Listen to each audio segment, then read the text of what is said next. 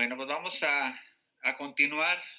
¿Alguien quiere agregar, hablar, decir?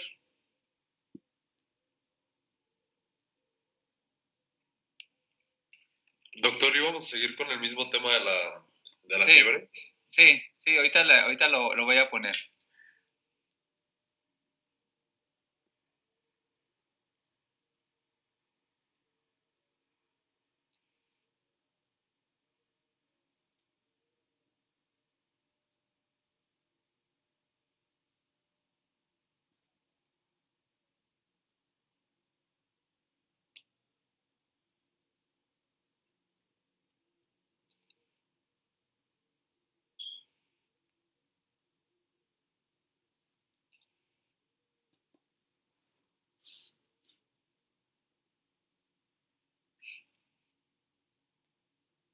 Aquí nos habíamos quedado, ¿verdad?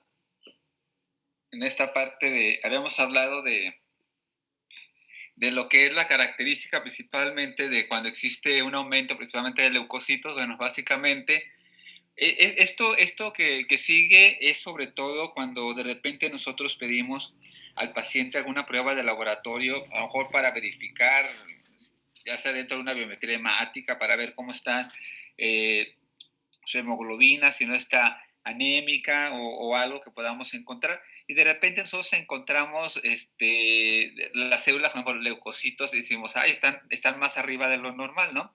Entonces, y muchas de las veces, sobre todo cuando nosotros vemos este número aumentado, pues es indicativo de que hay posiblemente un proceso principalmente infeccioso, ¿no? Que nosotros no vamos a dar el diagnóstico, sino simplemente determinamos que existe algo, ¿no? Cuando los niveles principalmente de la reacción de los leucocitos es más allá de lo anormal, ahora sí, un número principalmente exagerado, pues ya cuando vemos eso, pues decimos, bueno, este no es un proceso infeccioso, este es un proceso ya, una alteración que se está generando a lo mejor la producción excesiva de leucocitos y muchas veces pues puede ser algún problema de leucemia, ¿no? Entonces, como les digo, a veces hay pacientes que de repente no saben que traen algún padecimiento. Nosotros cuando le pedimos ciertos estudios, cuando se requieren, no que a todos los pacientes les vayamos a pedir estudios de laboratorio o pruebas de laboratorio, significa que todos tienen que traer una prueba. No, cuando nosotros vemos que de repente en la historia clínica el paciente nos refiere a algo de un padecimiento que se siente o que de repente o uno lo ve como descolorido, ve que sus conjuntivas están pálidas, mucosas, entonces podemos pensar en algún problema de alguna anemia, ¿no? Entonces vamos a mandar a hacer una prueba nada más para verificar, y una prueba nada más específica, una biometría hemática, ¿eh? No hay que mandarla a hacer todo un estudio de riñón, hígado, perfiles, no, simplemente nosotros manejamos una biometría hemática y verificar a ver qué alteraciones encontramos. Si encontramos alteraciones en alguna de las células de una forma anormal que están más arriba de lo que normalmente deben de estar, bueno, nosotros más decimos, ¿sabe qué? Yo siento que tiene aquí un problema en su sangre.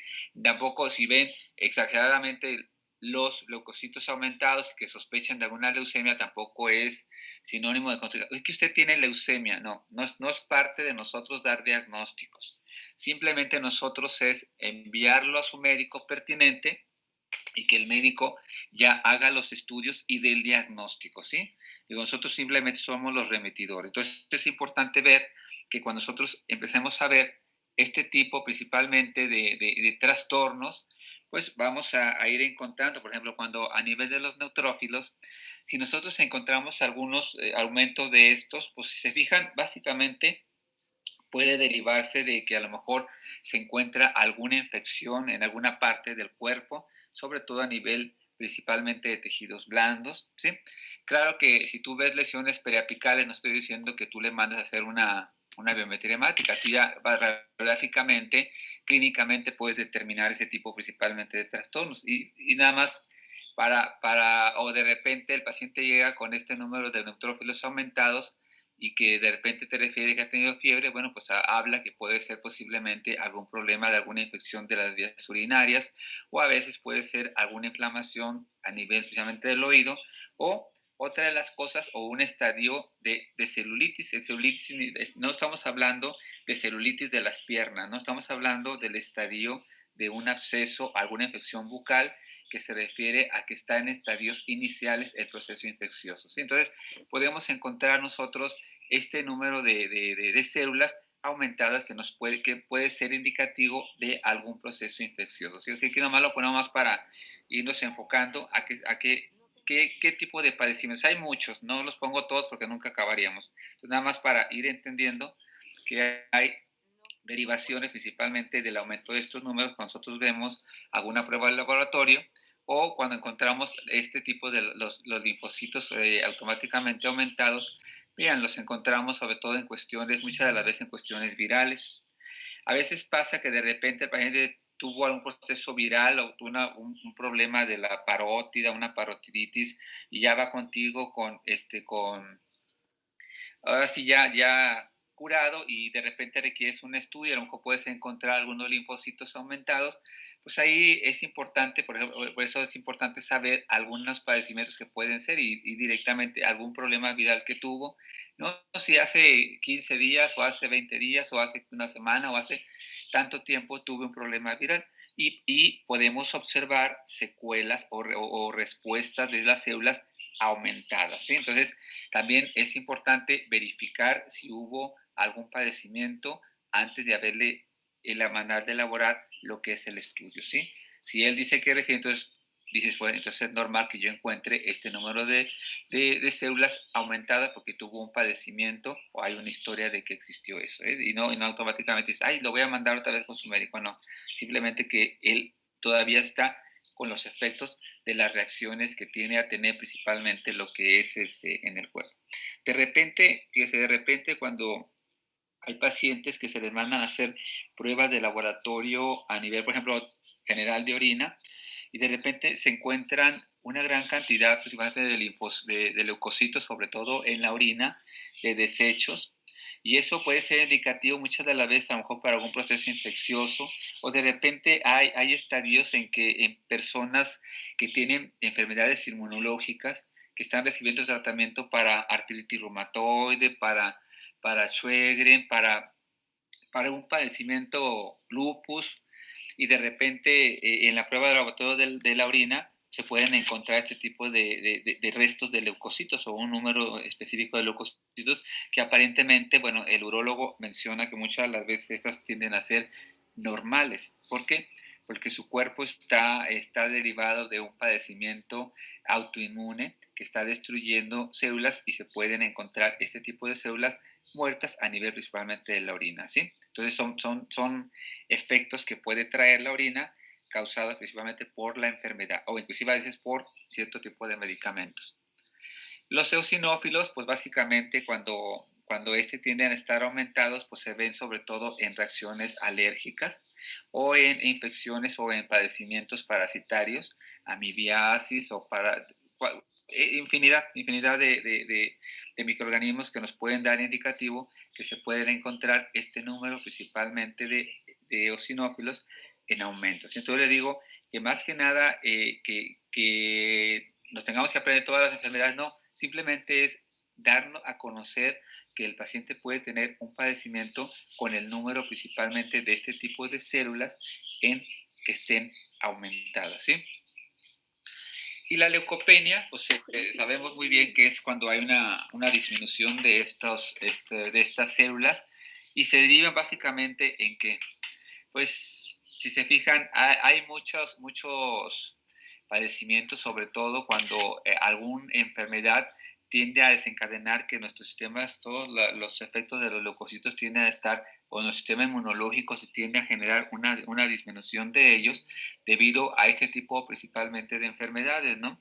Digo, también sobre todo los podemos encontrar también igual, de repente el paciente tuvo una tifoidea o alguna infección, algo viral, pues también nos vamos a encontrar con un número principalmente disminuido y sabemos de antemano que sobre todo los pacientes que reciben tratamiento de cáncer, que están con tratamiento de corticosteroides, pacientes con VIH, de antemano sabemos que son pacientes que tienen su sistema inmunológico deprimido. y con ellos pues tenemos que tomar cierto tipo principalmente de medidas. Tampoco, o sea, muchas de las veces pacientes con problemas que ya sabemos, nosotros no lo vamos a mandar a hacer, lo vamos a mandar a hacer una biometría hemática, sabemos que la gente dice, estoy recibiendo tratamiento de quimioterapia, estoy recibiendo radiación, estoy tomando corticosteroides, soy paciente con VIH, ¿sí? O sea, no es necesario que tengamos que mandar a hacer nosotros estudios, simplemente nosotros, más que nada, es que hacer nuestra interconsulta con su médico. ¿Sí? Aquí sí es necesario hacer interconsulta con su médico, ya que el paciente va a recibir algún tratamiento, ya sea de algún tratamiento de cirugía, alguna extracción, algún tratamiento periodontal, o sea, todo eso principalmente nosotros tenemos que tener algunas interconsultas con su médico para ver cómo está el paciente, qué tan controlado está y qué tantas medidas nosotros debemos de tomar, medidas preventivas o de protección ante el padecimiento principalmente de estos pacientes. Y de hecho, el paciente con VIH, bueno, ahora sí yo siempre hablo de mis tiempos porque mis tiempos eran diferentes, en la actualidad es diferente todo. Anteriormente el paciente con VIH pensábamos que hasta con la saliva o con la mirada del paciente con VIH te iba a contagiar, ¿sí? Y eran pacientes que pues ahora sí como que los discriminaba la gente y no quería ningún contacto con ellos porque te iba a contaminar al darle el saludo o a darle un beso en la mejilla. O sea, era todo eso. Y ahora, pues ahora ya sabemos que no, siguiendo todo, el paciente con VIH lo puedes atender siguiendo todas tus medidas, principalmente de, ahora sí, protección. Y más que nada, fíjese, el paciente con VIH les tiene que tener miedo más bien a nosotros, no nosotros a ellos, ¿no? Nosotros lo podemos matar. Ellos inclusive están en su derecho de si va a tu consultorio y decir, ¿puedo revisar tu consultorio? Pues entra, ¿no? ¿Por qué? Porque él tiene que ver qué usas, o sea, ahorita con todo esto de la pandemia, pues él también te va a decir, ¿qué usas para esto? ¿Qué usas para, oye, y la esterilización, bla, bla, bla? Él tiene que cuidar, porque nosotros lo podemos matar, ¿no? Sabemos bien que el sistema inmunológico de él está deprimido y cualquier bacteria que tengamos después de nuestro consultorio es contaminada, está contaminado, y si no tenemos las características de una asepsia adecuadamente, pues a ellos principalmente los podemos llevar a la muerte. Entonces ellos más bien nos tienen que tener miedo a nosotros siguiendo el protocolo de bioseguridad, pues vamos a estar principalmente protegidos. Entonces, básicamente, el conocer, el conocer cada uno principalmente del número de las células que se aumentan, es solamente, no es que nos tengamos que aprender qué enfermedades son, sino básicamente estar relacionados en qué enfermedades pueden encontrarse esos padecimientos o saber que si tuvo un padecimiento viral antes de la prueba, o sea, sobre todo para que es importante porque muchos pacientes de repente te llevan su prueba de laboratorio sabiendo que dice, bueno, él es de la salud y él tiene que conocer, ¿no? Te digo, nosotros podemos ver, tú ves las análisis, ay, no, pues ves algo anormal, yo veo células aumentadas y veo unas que están disminuidas y veo, ¿no? Pues veo aquí algo muy raro, veo que tiene anemia, veo que sus plaquetas están bajas, bueno, pues automáticamente nada más sabe que si encuentra algunas células que están disminuidas y yo creo que lo voy a mandar con su médico, ¿sí? O sea, lo voy a mandar con su médico para que lo vea porque de repente le queremos hacer al médico y luego lo queremos darle nosotros un diagnóstico a los pacientes, ¿no? Nosotros no, y sobre todo diagnósticos sistémicos que tenga el paciente que no están diagnosticados por algún médico, nosotros no tenemos que darle el diagnóstico a él, ¿no? Porque de repente podemos equivocarnos y generar problemas o alteraciones en el estado emocional de los pacientes. ¿Sí? O sea, por eso la importancia de primero hacer una buena historia clínica, determinar qué es lo que puede, si vemos, porque de repente la gente llega con una prueba de laboratorio que a veces el paciente dice, es que yo me hago mis pruebas cada 6 meses o me hago una prueba cada año y me tocó ir ayer, ¿sí? Pero ellos a veces no saben mucho de interpretar, ¿no? Ellos nada más los ven y el laboratorio de repente les mandan así como marquitas de que los que están aumentados, pero pues ellos dicen, están aumentados, pues quién sabe por qué, ¿no? Entonces cuando nosotros vemos eso, simplemente, solamente tenemos que nosotros remitir a nuestro paciente a su médico para que sea valorado y poder ser diagnosticado alguna enfermedad que tenga, ¿no? Entonces, casi siempre por regular, el dentista puede ser uno de los que puede detectar el inicio de alguna enfermedad, porque acuérdense que hay muchas enfermedades que se manifiestan a nivel bucal. y que todo eso tenemos que estar relacionados. Ustedes ahorita con esto de la pandemia no han entrado a la clínica de diagnóstico, pero la función principal de ser guardias en diagnóstico es eso, ir viendo bocas, ir viendo bocas sanas, ir viendo bocas enfermas, ir viendo lesiones bucales anormales, ir viendo lesiones premalignas, ver lesiones malignas, ver pigmentaciones bucales, ver una gran cantidad principalmente de cosas. Las guardias de diagnóstico son para eso, para uno ir introduciéndose e ir conociendo las diferentes características o cambios que puede sufrir la boca. Y a partir de eso, bueno, ya cuando entras a medicina bucal, como que ya uno entra con cierto tipo principalmente de hallazgos raros que vimos durante las guardias en la clínica de diagnóstico, pues básicamente son para eso, para ir aprendiendo a conocer. Sí, lo mismo ocurría cuando cuando ustedes hacían asistencias a sus compañeros, pues también es eso, ir familiarizándote con el paciente, familiarizarte con el instrumental, familiarizarte con los tratamientos que está haciendo el alumno en boca del paciente para que más o menos ya cuando uno entra a clínica, pues uno ya sabe más o menos, no que sepas al 100%, pero a lo mejor ya se nos va quitando el miedo de cuando uno entra por primera vez al contacto del paciente, pues ahora sí es muy frustrante porque es automáticamente muy tenso. ¿Sí? Entonces, por eso le digo, el ir conociendo e ir revisando, ir manifestando lesiones que no puedan estar, que no son normales en la boca, o los semblantes del paciente, o características en la piel del paciente, o que encontramos algunas nodulaciones a nivel del cuello, porque también no todo es importante cuando ustedes, no sé si ya llevaban propedéutica, creo que dentro de la propedéutica les dan el manejo de auscultación, de piso de boca, de articulación temporomandibular, de todo lo que tenemos que hacer cuando hacemos una exploración extraoral y una exploración intraoral. Y con eso también digo, también es importante que también el dentista ha generado, no diagnosticado o detectado en estadios iniciales linfomas a nivel principalmente del cuello. Por eso yo siempre le digo, cuando se hace una auscultación extraoral, intraoral, hay que hacerla con precisión, ¿sí? Porque de repente nos ha tocado en clínica que estamos viendo que están haciendo la auscultación y solamente están sobando la cara del paciente, ¿no?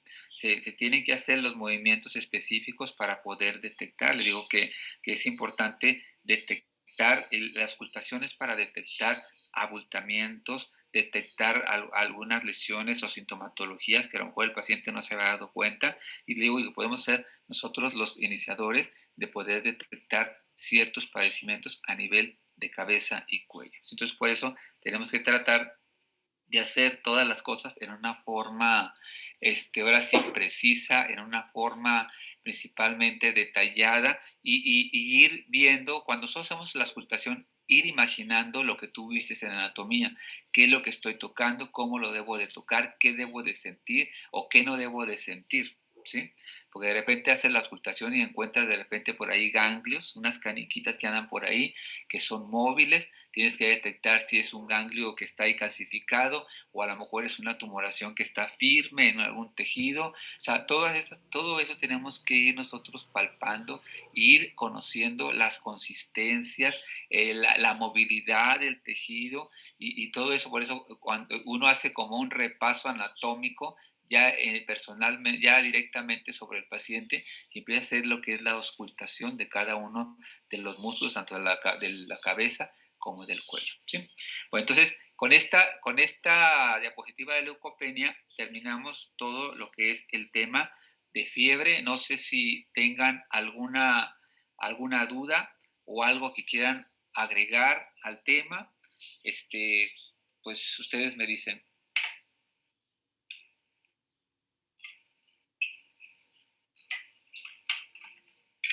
No creo, doctor. Todo está muy bien.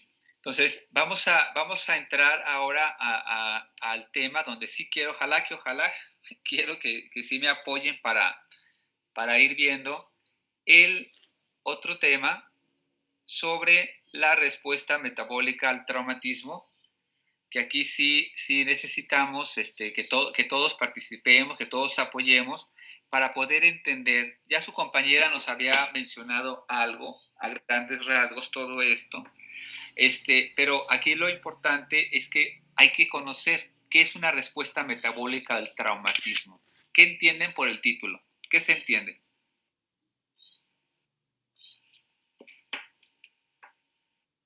¿Qué entienden por Ajá. ¿Cómo va a reaccionar lo que es el cuerpo ante un daño, ante una agresión, ya sea por bacterias, por un traumatismo o algo? Y la respuesta metabólica va a pasar por estas tres fases que hablaban: la urgencia, la de choque, la de recuperación, ¿sí?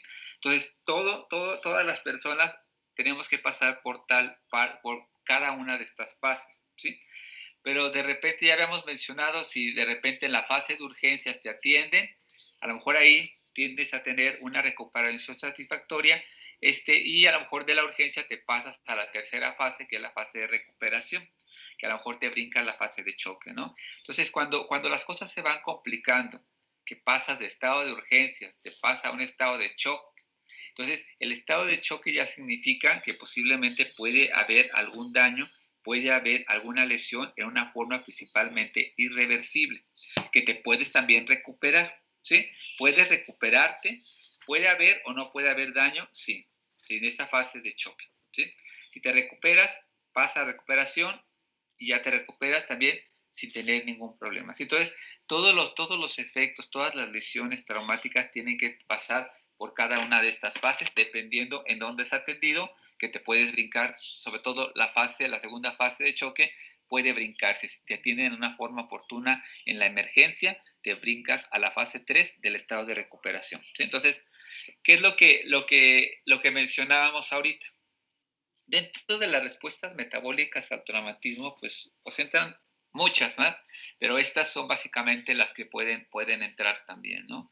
Que cuando se generan sobre todo algunas lesiones, cuando de repente hay caídas, hay fracturas principalmente de algún hueso, o cuando de repente te cae algo encima, ya sea y que te está aplastando algo, que te está generando aplastamiento en algún tejido, pues también vas a entrar dentro de un estado de un metabólico por la lesión que tienes a tener, hablando principalmente de quemaduras también y a veces lesiones eléctricas que por accidente tocamos nosotros de repente alambres y puede desencadenar lo que es ahora sí, una lesión principalmente a lo que son los tejidos, ¿sí? Entonces, estas son algunos ejemplos de lo que puede ocurrir, ¿sí? Entonces, fíjese, sobre todo, cuando se habla de una respuesta metabólica es cómo va a responder el cuerpo ante esa agresión, ¿sí? Ante la agresión. Sobre todo, depende mucho de cómo está nuestro sistema inmunológico. Claro que dices, bueno, una persona que es sana, sufre una lesión, pues a lo mejor tiene muchos estadios de que lo pueda recuperar, se pueda salir sin ningún trastorno, ¿verdad? Pero ¿qué ocurre con las personas con enfermedades crónicas degenerativas, con sistema inmunológico deprimido, con enfermedades crónicas incontrolables? Pues eso va a generar mayores complicaciones, ¿no? Entre mayores problemas tenga la persona sistémicamente ante un daño, ante un traumatismo, a lo mejor pueden ser mayor las consecuencias. A lo mejor pueden pasar a la urgencia, al de choque, a la recuperación, o pueden pasar a la urgencia, al choque y a la muerte, ¿sí? Entonces, aquí es importante sobre todo cómo estamos nosotros sistémicamente, ¿no? Sistémicamente, ahora sí, como les menciono, pues todo depende principalmente de la edad, porque es muy diferente el joven que sufre un accidente a una persona de 60 años que sufre a lo mejor un accidente semejante, ¿no? Posiblemente la respuesta va a ser diferente. De repente el joven se cae, se fractura una pierna y a lo mejor él al mes está recuperado. Un ejemplo. O si una persona ya de mayor edad se cae, se fractura una pierna, pues él básicamente pues dura meses en cama, ¿no? Y a veces pasa que de repente en esa caída pues a lo mejor fue, como dicen, fue la gota que derramó el vaso de agua y pues a lo mejor se complica su estado de salud, ¿no? Y de repente pueden llegar a fallecer. O sea, todo depende principalmente de cómo se va a comportar el cuerpo de acuerdo al estado de la edad del paciente, de la salud. También hablamos de personas de tercera edad que tienen muy buena salud y tienen una recuperación satisfactoria.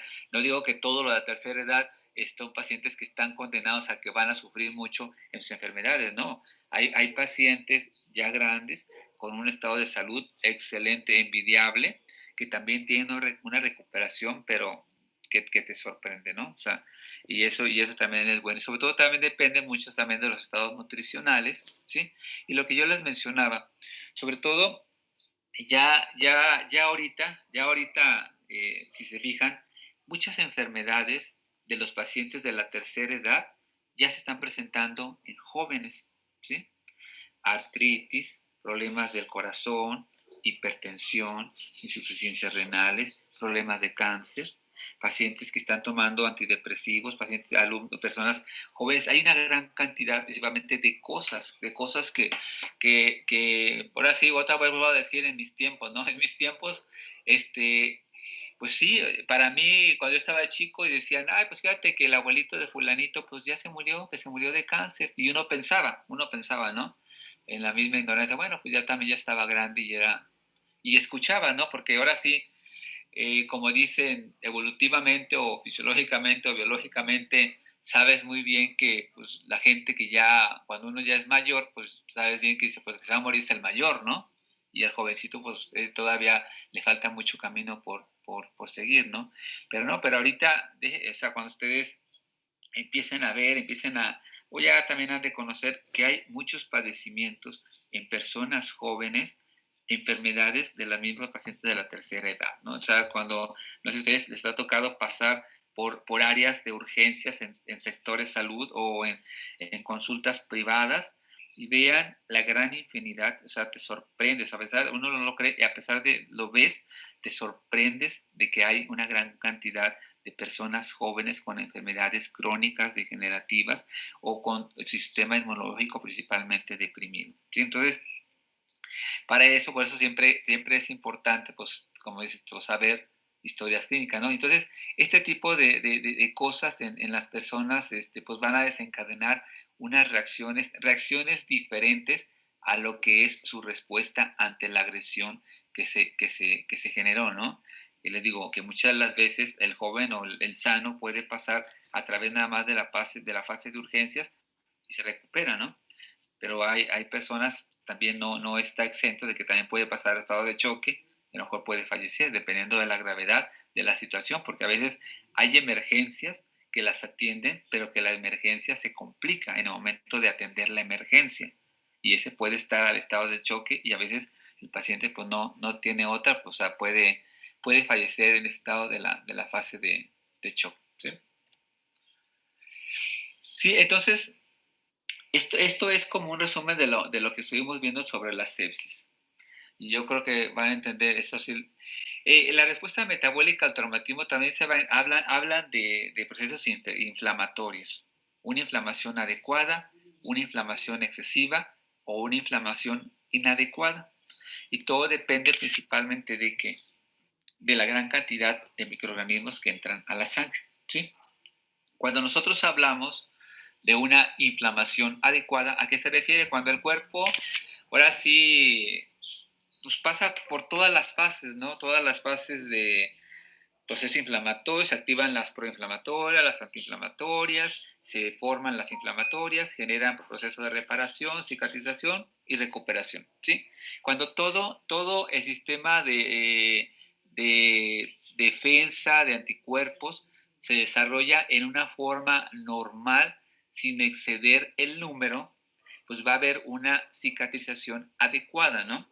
Que eso lo vemos, pues ahora sí, ya depende principalmente del estadio en que se pueda recuperar, ¿no? Que nosotros hablábamos que se destruyen, el ejemplo que les daba yo sobre todo, cuando uno de repente se siente mal, luego te recuperas, bueno, ahí hubo un proceso inflamatorio adecuado, se combatió las bacterias y salió. O también entran bacterias, proceso inflamatorio, recibes tratamientos desinflamatorios, analgésicos, antibióticos, te recuperas y se generó un proceso inflamatorio adecuado, ¿sí? Y no generó ningún problema.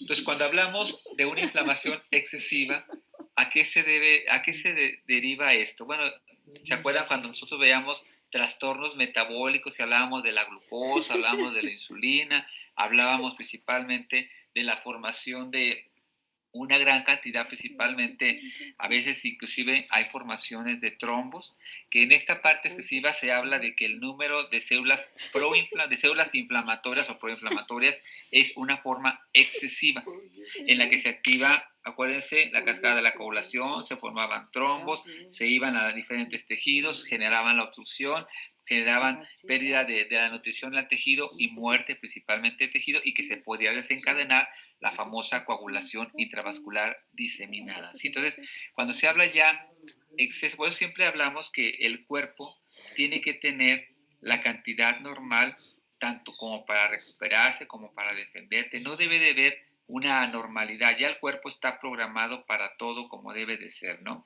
Claro que ya cuando el cuerpo tiene algún padecimiento, alguna enfermedad crónica que está desencadenando trastornos a nivel principalmente del número de células, pues ya genera una gran cantidad de alteraciones, ¿sí?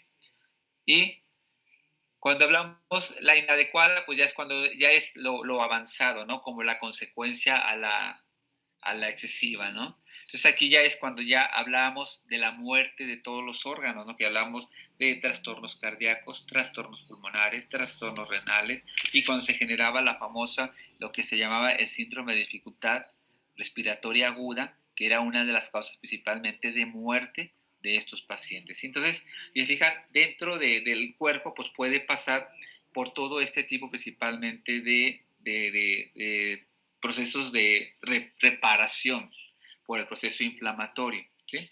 Y cada uno de ellos pues conlleva principalmente una gran cantidad de consecuencias. Y aquí en la inadecuada pues habíamos hablado que era algo ya irreversible, ¿no?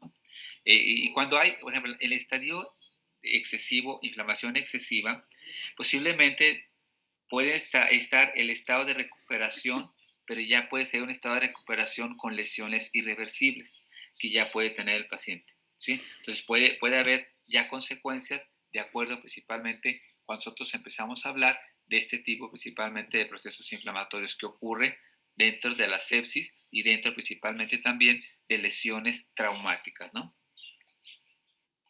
Bueno, aquí nada más es un esquema de que los trastornos nerviosos aferentes y eferentes van a ser principalmente los órganos que nos van a ayudar principalmente como defensa para que el paciente pueda recibir o la persona pueda recibir un estado principalmente ahora sí, de recuperación o darle un tiempo mientras viene principalmente la ayuda para que el cuerpo pueda recuperarse, ¿sí? Entonces, las vías aferentes y las vías van directamente a lo que es el sistema nervioso central, va a nivel intestino, va a nivel riñón, va a nivel del vaso. Son compensaciones que el cuerpo va a obtener principalmente para poder mantener que la respuesta metabólica pueda recibir o pueda tener una atención y que no se genere principalmente algún daño. Que ya cuando se excede, bueno, pues todos estos vías aferentes y vías eferentes, pues a lo mejor ya no nos van a ayudar en nada, ¿no? Cuando la cosa se complica. Entonces aquí sí les voy a pedir, ahora sí van a tener que participar y van a tener que hablar sobre esto, ya vamos a ir entrando sobre todo las fases, ¿sí? Sobre las fases de trastornos o respuestas metabólicas, ya después que vimos esto. A ver, vamos a ver. Mireles Olmedo. Sí, doctor. Buenos días, Cintia. Oye, Cintia, ¿podrías explicarme este cuadro que tú ves? ¿Qué entiendes cuando hablamos primera fase de estado de urgencia? Nada más lo que menciona. ¿Qué crees que sea todo esto? Reacciones que suceden después de el trauma. Ajá. Por ejemplo, ajá. ¿Qué podría ser? Dame nada más un ejemplo, por ejemplo, a nivel circulatorio. ¿Qué podría ocurrir dentro de un traumatismo o de una lesión durante la primera fase de recuperación? ¿Qué podría pasar?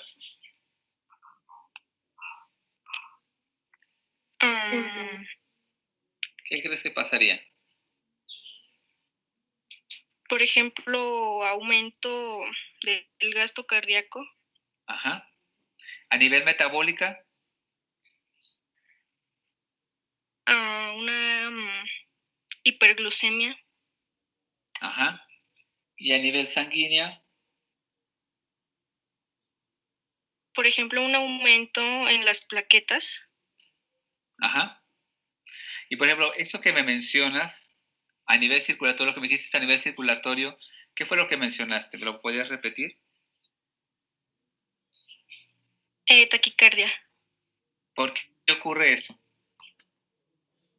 Porque sucede como una reacción de alarma. Entonces, pues a nivel circulatorio reacciona con una aceleración, que sería la taquicardia. Muy bien, ¿sí? ¿Y del segundo metabólico qué mencionaste? Hiperglucemia. Bueno, hasta ahí. ¿Tú eres... ¿Me puedes decir tu apellido? Mireles. Mireles. Lara Ríos.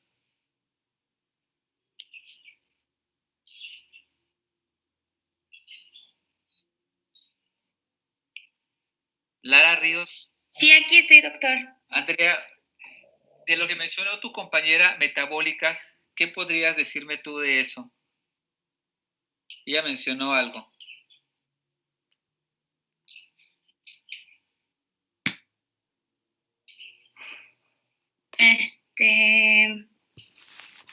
Cintia, ¿lo vuelves a repetir, por favor? Sí, de... Metabólicas, ¿qué fue lo que mencionaste?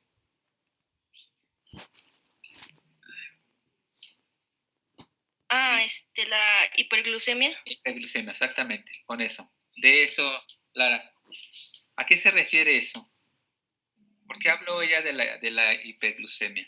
¿Por qué habló de eso ella, a nivel metabólico? ¿Por qué crees que ocurra eso ahí? Pues que ocurren gracias a la adrenalina. Ajá. ¿Y cuál va a ser su función ahí de lo que es la glucosa en esta parte? ¿Qué va a ser? ¿Cuál va a ser su principal función? ¿Cuál crees que sea su principal función, Lara?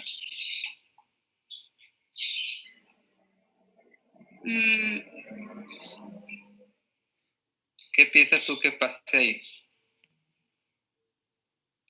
Que va a haber también un aumento de secreción en hormonas. Ajá. Pero, por ejemplo, hablando de la glucosa, ¿qué es lo que ocurriría?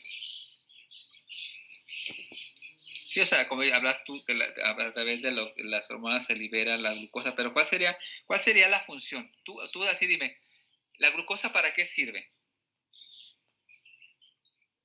¿Para qué crees que sirva la glucosa? ¿Tú para qué utilizas tu glucosa? ¿Tu cuerpo para qué sirve? Pues para dar energía. Exactamente. Y es una de las cosas que tiene que tener el cuerpo, ¿no? Hablando de que está generando un proceso compensatorio, pues tiene que haber un exceso de glucosa, ¿sí? Muy bien. Gracias, Lara, ¿eh? Bueno, miren, entonces vamos a... Lo que voy a hacer, ahora sí, ya a ustedes se los voy a dejar libre. Hay tres fases que se hablan, la fase de urgencias, la fase de shock y la fase principalmente de recuperación. ¿Qué es lo que quiero que hagan?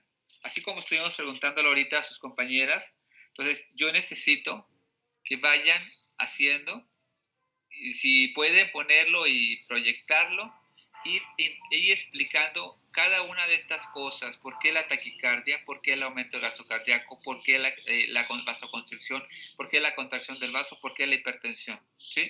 Entonces vamos a tener que ir analizando cada una de estas cosas de lo que ocurre a nivel circulatorio, a nivel metabólico y a nivel sobre todo, y a nivel sanguíneo, ¿sí? Entonces, así quiero que lo tienen que ir presentando. Entonces, yo no sé si ustedes divídanse, ustedes háganlo si quieren, porque son 3 personas, ya ustedes ahí acomódense, díganse cómo yo les voy a ir, yo voy al azar, digo fulanitos, y ya si tienen un grupo, pues el grupo lo empieza a hacer, o sea, básicamente tienen que hacerlo los 3 cuadros todos tienen que hacer los cuadros, y yo les voy a decir, por ejemplo, si lo hacen en grupo, bueno, ejemplo, si yo le digo a Andrea, a ver, sí, yo tengo a Lupita, ya, podemos hablar de la primera fase de urgencias, ¿no? Entonces ya así es como quiero que lo hagan, y quiero que todos lo hagan, porque necesito que me den una explicación de cada una de los defectos, que por qué ocurre circulatoria, por qué ocurre metabólica, por qué ocurre sanguíneo, y cada una tiene una subdivisión, para ir entendiendo qué es lo que está pasando o por qué ocurre cada uno de estos, principalmente trastornos. ¿Sí les parece? Sí, doctor. Sí, está bien, doctor. Muy bien, entonces vamos a hacerlo así. La semana que entra ya yo lo digo al azar, y vamos a ir viendo todo esto de las fases de...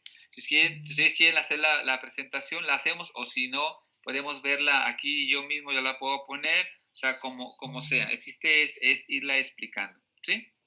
Ya ustedes me dicen, doctor, ¿podemos poner la de usted? Pongo, doctor, yo tengo mi presentación, la ponen, ¿sí? O sea, no es como ustedes lo quieran hacer. Entonces, nos vamos a ver el próximo lunes, ¿sí? Oye, Andrea, ¿cuándo empiezan ya los exámenes? ¿Sí saben? Creo que ya van a ser, ¿no? Creo que el 17, doctor. Ay, el 17 ya. Sí, doctor, ya. El 17 ya van a empezar. Ah, empiezan el sábado 17. Según yo, el 19. Ah, entonces es el lunes 19. Sí. Ahora todavía nos queda la semana que entra. No, pues ya tendríamos que tener nuestro examen el miércoles. Porque ya tienen programados exámenes para la siguiente semana, ¿no? O sea, ya están programados. Entonces, bueno, pónganse de acuerdo ustedes, Andrea, y ya si quieres me avisas por mensaje, a ver en qué queda, si hacemos ya el examen la semana que entra, el miércoles 14, para ya hacer el examen del segundo parcial, porque si no nos van a agarrar las carreras y vamos a quedar otra vez sin lugar. ¿Sí? Pues, ¿ustedes lo van viendo? ¿Sí? Nosotros el 20. ¿El día 20? ¿Cuándo lo tienen con Chuy? Según el viernes cuando comienzan los exámenes. ¿Sabes qué? Como que se acortó, Abel. Se te cortó. ¿Es el día qué, perdón?